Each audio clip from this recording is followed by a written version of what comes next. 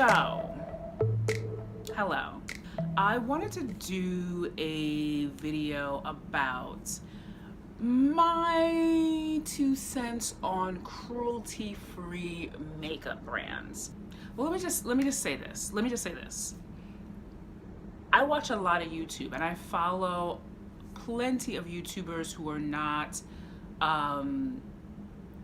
only reviewing cruelty-free brands, who are not like necessarily like, I won't buy this product if it's not cruelty-free.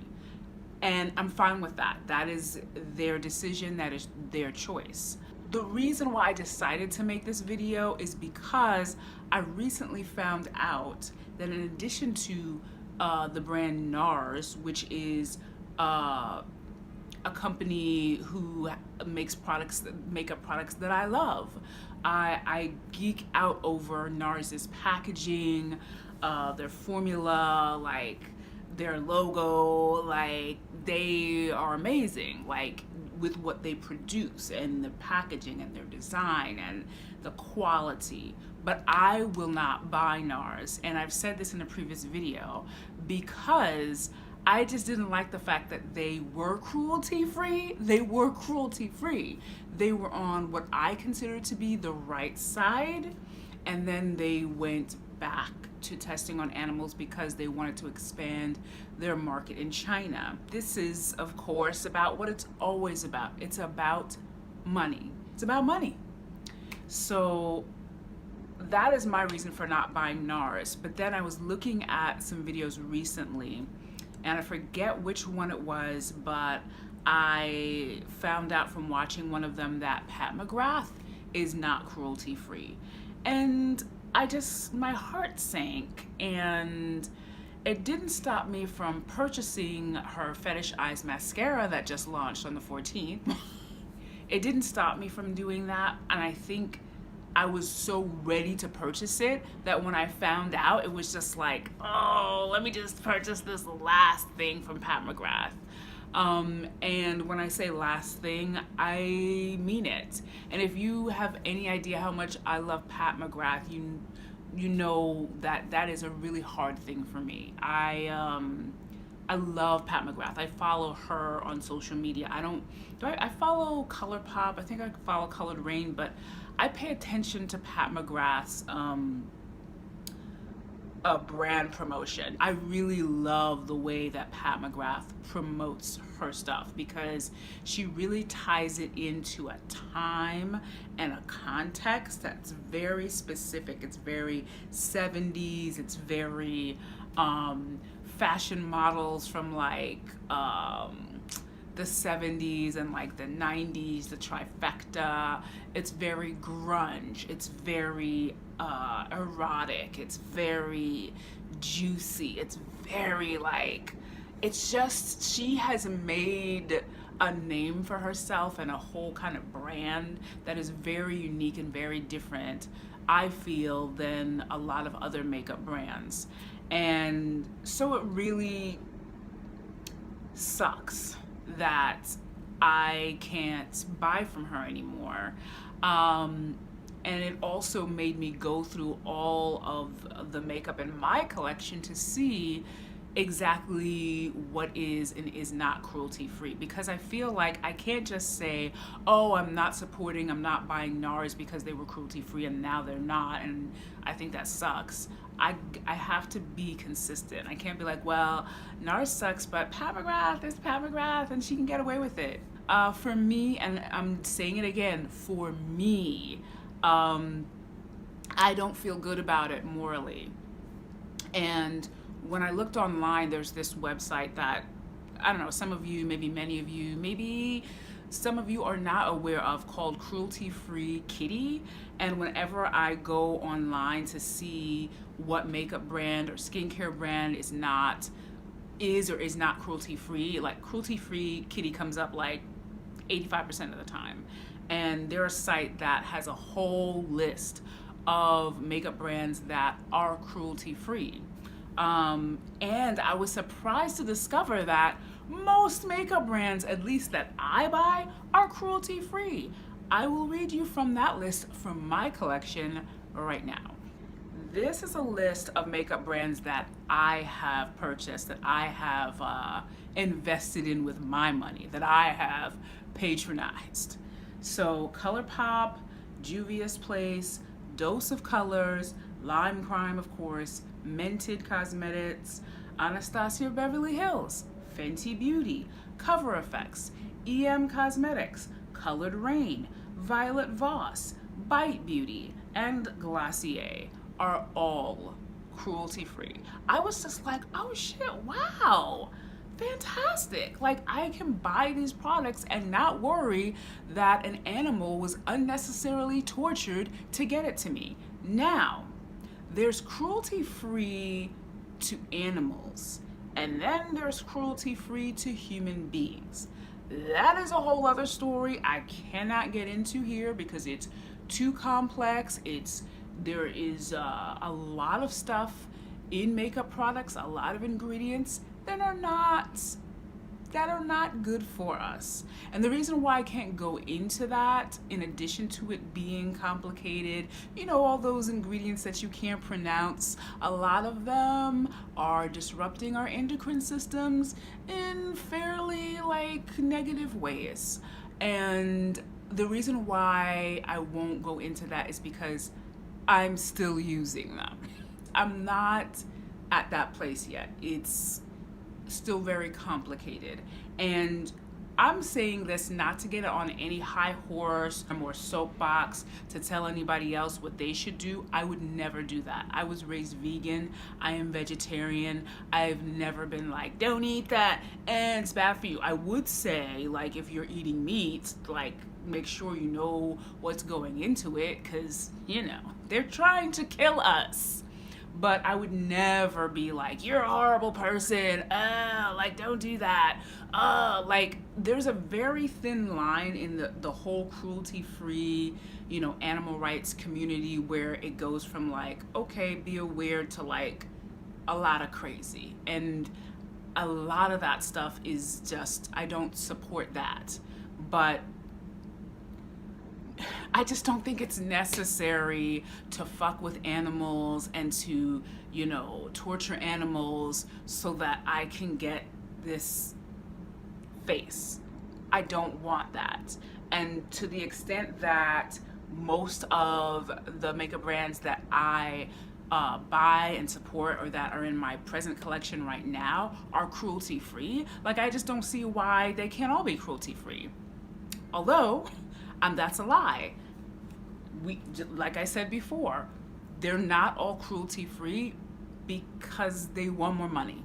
That is the only reason why. Money is a pretty big reason why a lot of fucked up things happen in the world. So, you know, I just, you know, Pat McGrath, please be cruelty-free. Like, I'll look into whatever it is that you can do within reason to, you know, encourage a brand that you love to be cruelty-free, because I don't see why not. The other brand that I have in my collection that is not cruelty-free is Christian Dior. I have the Dior Forever Undercover Skin Foundation, the first one, not the reformulated one. And I will be using the rest of that. I will also be using the rest of my Pat McGrath, you know, abbreviated Bronze Seduction palette. Like, I am using it. I'm using the mini lipsticks and the mini trio lip glosses, and I have a full-size lipstick and a full-size liquid lip. Like, I'm using all that stuff. I'm not selling it back. I'm not giving away. I'm not throwing it away. But I'm not going to buy Pat McGrath until such time as she is cruelty-free. And Christian Dior, that's the only thing I own by Christian Dior. I don't think that no. I mean, I like it. It's a really great formula, and I love the packaging and the reformulated foundations. They're all glass bottles, which I love glass bottles. I love glass bottles because glass is just, it's nice and weighty and substantial, and it's also better for you. It's just better for the environment. So it's not as if we can change everything overnight, but little tiny steps are what, you know, gradually shift things into changing. I had made a video last year, a year ago, about complaining about how Juvia's Place had all these very, very specific names of shadows in their palettes that are from the continent, and yet they had nothing but light-skinned women on their covers. I doubt that Juvia's Place gives a crap about what I think, but later on they came out with the Warrior palette with some brown skin, Dora Milaje looking Wakanda Forever chicks, and I was just like, yes, thank you. Thank you. Like, it doesn't hurt to voice your opinion. It doesn't hurt to say, hey, you know, why is this like this? Why can't it be like that? All of these other companies are cruelty free. Why are you not cruelty free? And is the money that much of a difference? Do you really need to make that much more money? Just something that is on my heart, in my head lately. So what I'm saying is, what the other thing that I guess I'm saying is that this is a cruelty-free makeup brand channel. I will not review any products that are not cruelty-free. I think also, it must have been Nisi Pisa who I was watching, who maybe I discovered that Pat McGrath is not cruelty free. I started watching her channel late last year. I'm gonna do another video as well about my favorite YouTubers of 2018, and I really admire that. Like I said, there are a lot of problems with the ingredients in a lot of the makeup brands that we love, particularly women. It affects our bodies in very adverse ways, but at least for me, I know I'm not just dropping everything, but it is important to be aware. And my thing is always not perfection, because perfection is impossible and it is a lie, but balance. Make sure if you are using a product that doesn't have great ingredients in it, that you are doing something else to balance that out that is natural. You know, removing your makeup every single day that you wear it, and making sure you put on natural skincare. You know, just balance, you know, never going overboard in one particular direction. Even natural things, and I read this in a book called the Skincare Bible, and I read it somewhere online as well, about the natural beauty community and the natural kind of, you know, trend. Just because something is natural don't mean that it can't harm you as well. Poison ivy, perfectly natural. It will, you know, fuck you up. So it's really about balance and awareness. That's all I am saying, you know? And I'm also not gonna get tricked into, you know, this perception that makeup brands really care about you. They don't, and that's okay. They care about getting your money. And we care about spending our money on things that make us feel good, make us feel happy, because we respond to colors and textures and, you know, sparkly things and, you know, just tactile, sensory stimulation. And me too, I love it. It gives me joy. But, you know, we have to be reasonable with our consumptions and look at, you know, what is fair. When you decide not to be cruelty-free as a makeup brand, maybe you're still making the choice because you realize that you have enough, or you're making enough, or you're meeting your bottom line. I also feel like the choice to be cruelty-free also has to be a little bit of a moral decision. I mean, maybe that's just a lie I'm telling myself, but I want to believe, I have to believe that in a little way they're paying attention to people's concerns. I do believe that makeup brands pay attention to people's concerns, but only insofar as it affects their profit margin. I mean, it's business. It is business. I don't believe that other brands are expanding their shade range because they care so much about people of color. They're doing it because Rihanna hit the scene with what, 50 shades? What was it? I don't remember. It was like insane. She is about the culture, and you see it because she shows it. And the fact that, you know, Rihanna would do that and not worry about losing a customer base because she is explicitly saying, I am black and I love blackness, and blackness is a part of this whole venture. It means something. It means something. That's why I continue to support Fenty Beauty even when she comes out with some crazy icy highlighter that, I don't know, nobody can wear.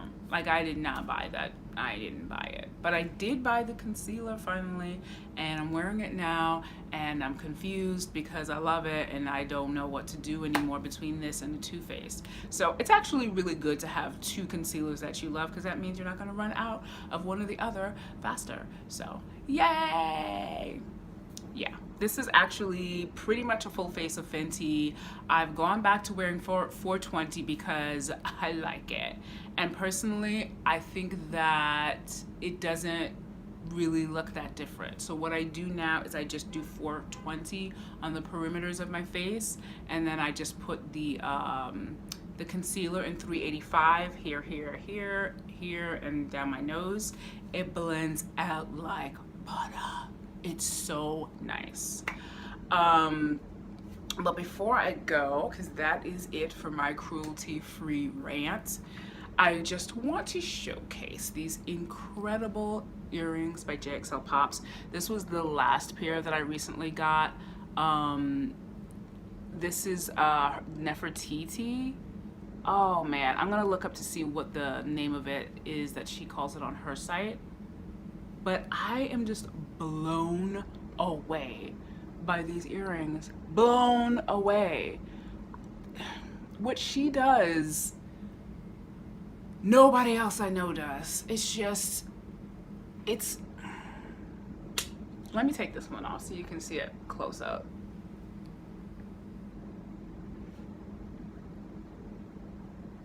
It looks like ice, it looks like ice, it looks like glitter, there are colors in here. It's celebratory of the hoop earring, which black girls have made bomb since the first black chick who put on hoop earrings. Hoop earring, Nefertiti, we got married, and this happened through JXL Pops. Like, I love her so much. I have not worn them out yet, but I figured it'd be good to debut them here on Urban Eve, and they're fucking fabulous. I just really just want to sit here and just stare at them. God damn, they're good. Okay. So that's it for my video. I will put description in the link of everything that is on my face. It's not full Fenty. I used Becca. Oh, I used Becca highlighter. Let's see if Becca is cruelty free. Becca is and will remain. Will remain, it says. Becca is and will remain a cruelty-free company. See, you guys? It's so easy. Everybody's cruelty-free. It's the brand new dance craze. Get with it. Be cool. Be down with the cool kids. Okay, I've lost it. Do you care about whether the makeup brands you use are cruelty-free or not? Let me know. Are there other makeup brands that you love that are cruelty-free that I've never tried? I want to know. I hope you enjoyed the video, and I will see you in the next one.